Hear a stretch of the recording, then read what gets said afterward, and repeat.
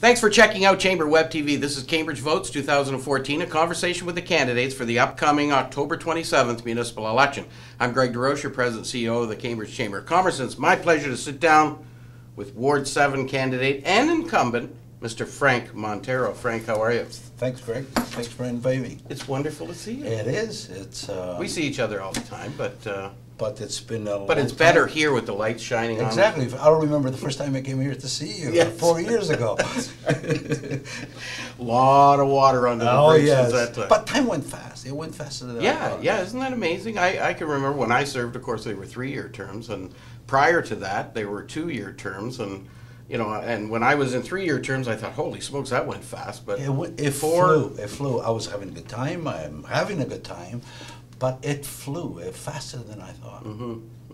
But I got the toughest question. I didn't ask this last time. Okay. But I'm asking now. It's the toughest question for any candidate for any office. Don't ask me ever. too tough questions. This is really tough, Frank. Why are you running? Why am I running? I've been a civil servant for 35 years prior to getting into this business. Yes. I'm a people person. I like people. I like arguing. I like to put my point across. Sometimes people don't like that too much, but I'm very. I like to help my community, and I needed to do something after 35 years. And you were still young. And what I'm always going to do is sit at home. I thought the best thing to do was continue on this. Helping your community. Public service. Public service. That was, my That's brothers Frank told me, Monteiro. he says, you're crazy. What are you I know, doing I see there?" him on Facebook all the time. He's always ribbing you. Yeah, he says, are you crazy? Come to real estate with me. No, I like this. That's a good answer, actually. Frank, you've been in it 4 years now. This will probably be an easy question for you. But what's the biggest issue facing Cambridge and other municipalities in Ontario right now? Well, and everybody talks about it, infrastructure is a big thing. Yeah. The thing is, it's not only Cambridge, it's province-wide. We went through the 40s, the 50s, the 60s, the 70s, and the 80s without doing anything. It was there, it was buried. Well, somebody told us in the 40s that this pipe would last for 100 years. Exactly. And the thing is, nothing was done. Now it's time to pay the piper. Like we lived all these years with the old infrastructure, and now it's crumbling. It is. But Frank, you can't raise property tax. You can't raise double my property taxes just to fix the pipes. What are you going to do? Well, the thing is we already have the gas tax money. We need to lobby the feds and the province for more money, because they're taking it's the same taxpayer, it's the same pocket of money it's coming from. But the thing is, they're taking more than their share. They have to help us, help the communities, and we have to, we have to go in debt. There's good debt and bad debt. This is good debt, because if we're growing leaps and bounds, Cambridge is one of the fastest growing cities in southwestern Ontario. We have to keep up, and we have to. And growth should take care of some of that. Exactly. Because you build into development charges, the replacement of pipes, and all those kinds of things. So, but that's how. Maybe it's not. Maybe the sun is not setting. It's getting dim out, and we just need to. No, we have to wake up and smell the coffee, because it's there. It's a problem. Yeah. And all this growth, all the infrastructure is interconnected. Although you build new infrastructure in new areas, but it connects to the old ones. It has to come down the pipe somewhere. And I've seen pictures of some of the pipes we have underground. Yeah, you don't want to show them. I couldn't believe it. The other day I saw one. There was a tree root inside a pipe. I don't know how the stuff was getting through. It was unbelievable. It just found its way in, and it just grew inside. Yeah, we got to do something about that for sure. Frank, Ward 7, popular ward. Lots of things going on in Ward 7. Lots of things going on. What's the biggest issue there? Really, as an issue, Greg, there's no issues on Ward 7 to speak of. It's growing big time, especially as corner of Dundas and Franklin, that whole huge corner, it's going towards Morrison Road. And it's already growing fast, and it's becoming even faster. I have a plan, which I've been working with a developer out of Toronto, for a mall at the corner of Main and Franklin. Okay. The opposite corner where the fire department is, at Grand Valley for the fires. And 2 towers or 3 towers. I'm working on, we all working on, with the region on the South Boundary Road. Yeah. Because it's going to go alongside Ward 7 on the outside to connect to Challard onto Town Line and to the 401. Comes from Myers Road. So that's happening. We have our little sports complex and schools that are going to go there. That's already on the go, approved, ready to go. I think Ward 7 needs a mall there. I've talked to the people that live in Ward, especially that corner there. It's easier for them to get on Myers Road on 224 and go to Brantford to the mall than crossing town. We want to keep the shopping dollars. Exactly. And the traffic is another issue. We got to do something about the traffic, and the South Boundary Road is going to help. But Franklin Boulevard is a mess, especially. Do you think the South Boundary Road will divert some of that traffic away from Franklin? Yes. A lot of people will go around it. Well, the other day I was just at Rona. I was at a friend's in Sheffield. It was easier for me to go all the back roads to come to Rona than it was to come to Franklin. Franklin is a parking lot 6 times a day. And since we're talking Franklin, roundabouts, which I'm for, a lot of people aren't, and roundabouts is the way to go. The only roundabout I have big concern is the one at Saginaw, which is not on Ward 7. The St. Benedict's, That is a concern due to the school. We have to come up with a bridge. But I've often said, if you could take the trucks away that come through up Franklin or wherever, if you could take a bulk of that traffic away, that is really just through traffic. They're just trying to get up to the 401. You could move them onto the South Boundary Road. That's going to be, more conducive to just getting to the 401. Roundabouts will work great on Franklin Boulevard. They move traffic nice. They move. A lot of times, it's, say, different times of the day. You're sitting at a light, not a car going by, and you're sitting there waiting for the light. Why? Roundabouts is the way to go. Europe has been using them for years, and I've been criticized and praised over this because I've used that example before. But they all use it. It's just a matter of getting used to it, and people are getting better at it. It's going to take some time, but I can see the improvements already. Oh yeah, for sure. There's no question about it. Frankly, we're the Cambridge Chamber of Commerce always, not just this election, but even in past elections. We've always looked for candidates who have that big, bold ideas. Not just for the next 4 years, but beyond the 4-year period as well. What's Frank Montero's big, bold idea? Getting our downtowns thriving. Because we have, and we take it for granted being from Cambridge, we got a jewel. Downtown Gull, Uptown Preston, as I call it, Uptown, in Casper with the Mill Pond. We have to get things going. We have to spend some money in order to attract. Well, you travel. You've traveled a lot, right? You go I to still Europe do. a lot. I go to Europe every year. I know. But you look at some of those, you look at downtown Gull, you could take that downtown and put it in Europe anywhere.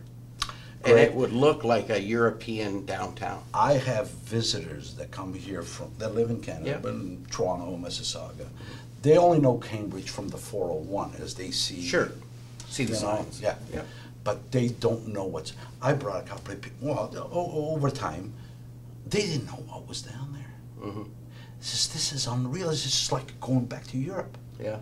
If you look downriver and all the looks like Europe. It's beautiful. In just fact, I just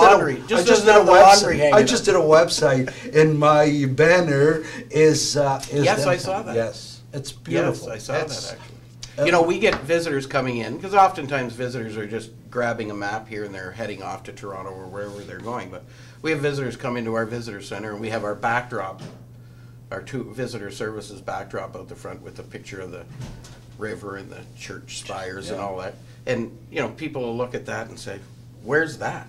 Yes. You know, we say, I about believe it. 5 kilometers It's down the happened to me road. many times. And the thing is, I know southwestern Ontario very well because I have a bike, a motorcycle.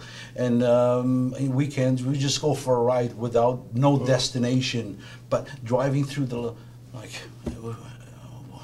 what are we thinking? I know. We take it for granted, including myself. It could be a magnet of people of attraction. Like, I certainly believe that, and I think it's time we do something. We pay some attention to not just keeping it nice and clean and neat. We pay attention to investing. Yes, and we have to invest. It costs money to make money. People will come. They will. It's just like moving into a neighborhood. You don't want to move in a neighborhood where your next door neighbor is not keeping up and the house is falling down or whatever. I agree. It has. In order for people to come, they have to see that we're doing our part, and I think it's going to happen sooner than later. But it's going to take some time, and it costs money too.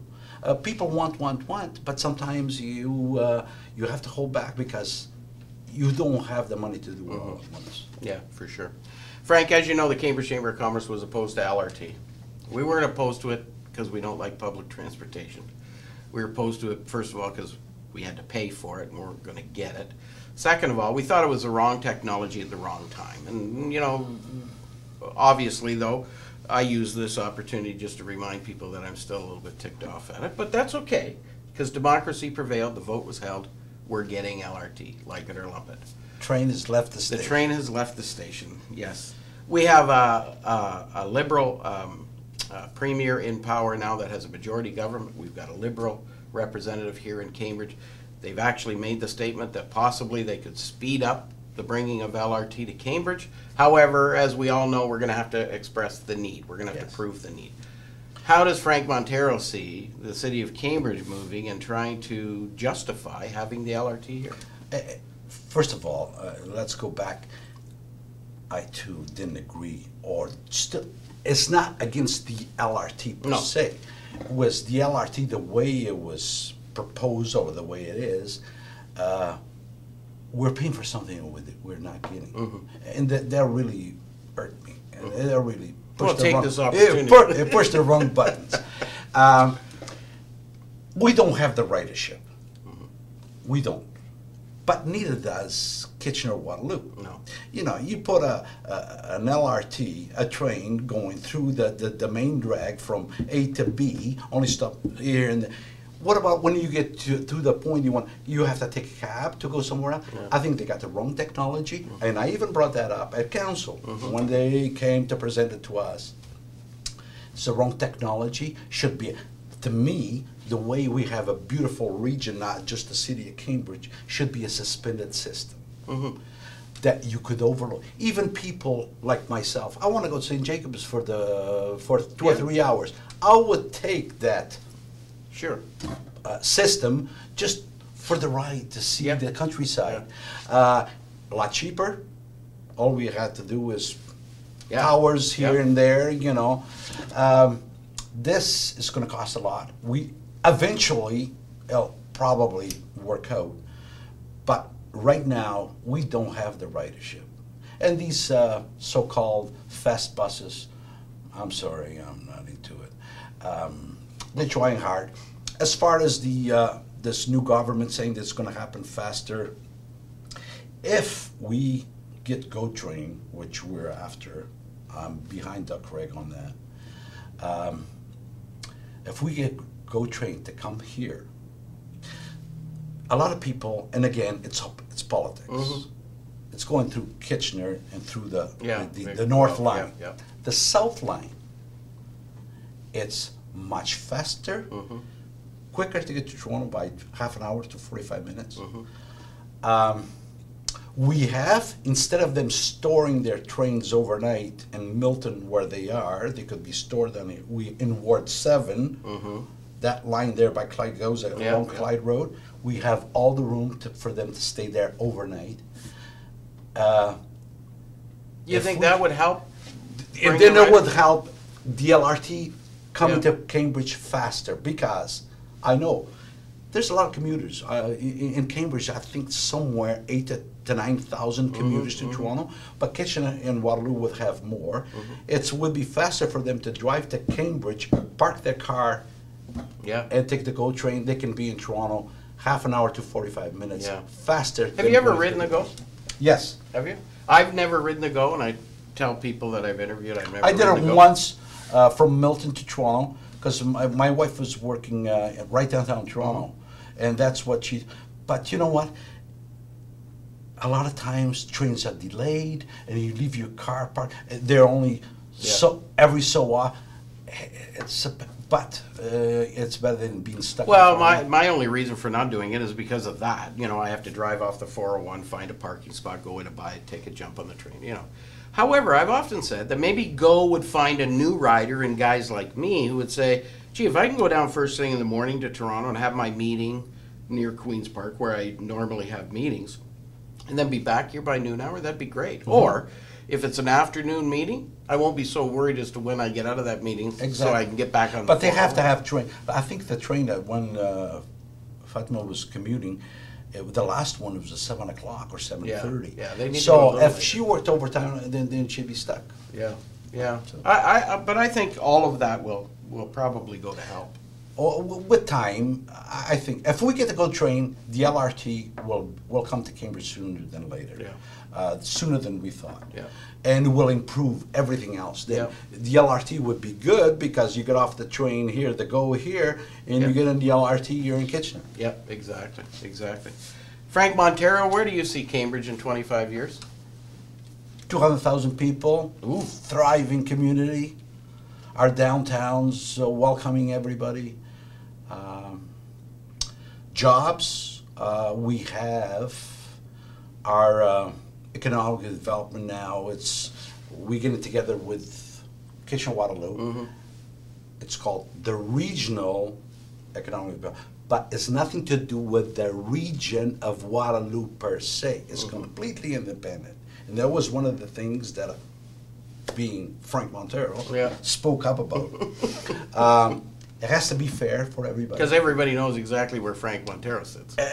You know, exactly. Like, I don't have, I'm one of those that I don't sit there and just, let it go. No. If something rubs me the wrong way, I'll speak up. I'll put my hand I know. up. I'll get her. Been So- there, done that, got the Exactly. t-shirt, I think. But I think it's good. It's good that we're going to get together. And if it doesn't work, and we have that option, we can always bail out. We have the east lands now Yep. becoming available. We still have Boxwood that still has more room for. We are in a perfect location. The 401 Center is of the universe. Exactly. You know, the 401 goes through this city. Yeah. I even know business that operated out of Waterloo and Kitchener that moved down here because they're closer to the 401. Because I heard even the business people saying, it takes me half the time to get off the 401 to get to Waterloo Yeah. than it does me to get from Toronto to Cambridge, where Do you want to hear something interesting? I had a phone call this morning. A guy wants to use our parking lot for a couple of days.